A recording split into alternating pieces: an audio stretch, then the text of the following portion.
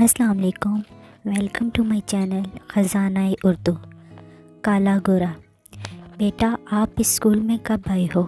چھوٹے کوے کو کلاس میں کھڑا کر کے سر الو نے پوچھا۔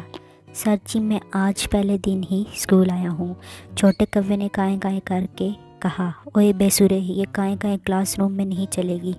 بی فاختہ جو ہر طرف امن دیکھنا چاہتی تھی، کلاس روم میں بھی امن دیکھنے کی خواہاں تھی۔ فاختہ بہن، میری فطرت ہے کائیں کائیں کرنا، چھوٹا کوا نرمی سے بولا۔ سر یہ کالا کلوٹا تو کلاس روم کا ماحول خراب کر رہا ہے، یہ تو ایک کالا دھبا ہے، گورا چٹا کبوتر اپنی گوری رنگت پر غرور کرتے ہوئے بولا۔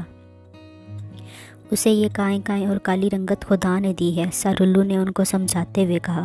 کسی کے نیک اعمال کو پرکھنا چاہیے، دیکھیے ذرا یہ چھوٹا کوا دوسروں کووں کی نسبت کتنا اچھا ہے، اس میں ذرا بھی چڑچڑاپن نہیں ہے۔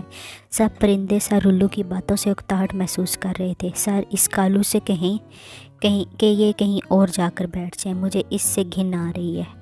کوا گورے کبوتر کے ساتھ بیٹھا تھا جو اسے بالکل بھی برداشت نہیں کر پا رہا تھا۔ یہ تو یہیں بیٹھے گا، تم کسی اور جگہ پر بیٹھنا چاہتے ہو تو شوق سے بیٹھ جاؤ، سر الو کوے کی طرفداری کرتے ہوئے بولے۔ کبوتر منہ بسوڑ کر رہ گیا، وہ اس جگہ سے نہیں اٹھ سکتا تھا کیونکہ یہ اس کی پسندیدہ جگہ تھی اور یہاں لیکچر بھی صحیح طریقے سے سمجھ آتے تھے۔ سو وہ وہیں بیٹھا رہا اور کوے سے گھن کھاتا رہا۔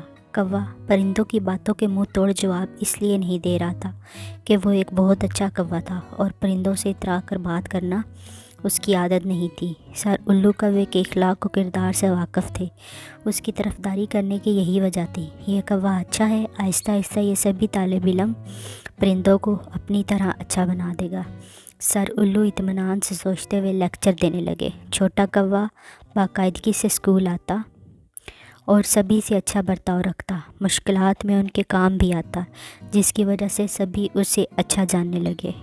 گورا کبوتر اس کا اچھا دوست بن گیا اور وہ اپنی گوری رنگت پر نہیں، اس بات پر فخر کرتا تھا کہ کوا اس کا بہترین دوست ہے اور وہ اس کے ساتھ بیٹھتا ہے۔ کوے نے اپنے اخلاق سے سب کے دل جیت لیے۔